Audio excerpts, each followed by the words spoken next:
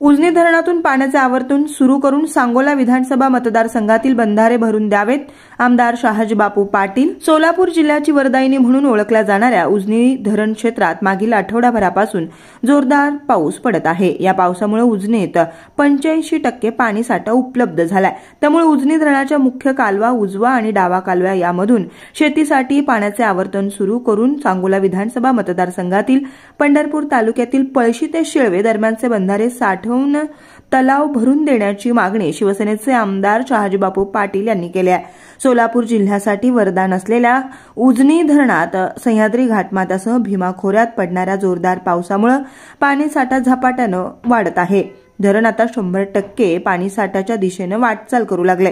येत्या 2 दिवसात धरण 100% भरण्याची शक्यता वर्तवली जाते. अशा परिस्थितीत जिल्ह्यातील काही भागांमध्ये पावसानं दडी मारल्यानं खरीप हंगामातील पिके पाण्याच्या प्रतीक्षेत आहेत. तसंच आणि गावांमधील पाणी पुरवठ्याच्या योजना बंद पडल्यात.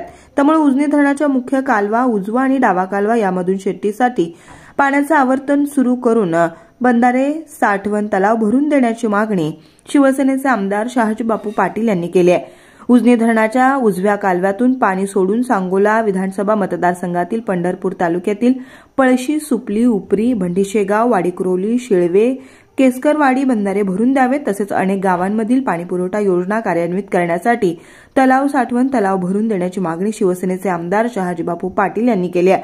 उजनी धरण, उजवा कालवा, लाभक्षेत्रातील गावतळी, साठवण तलाव, बंधारे या पाण्यानं भरून द्यावेत.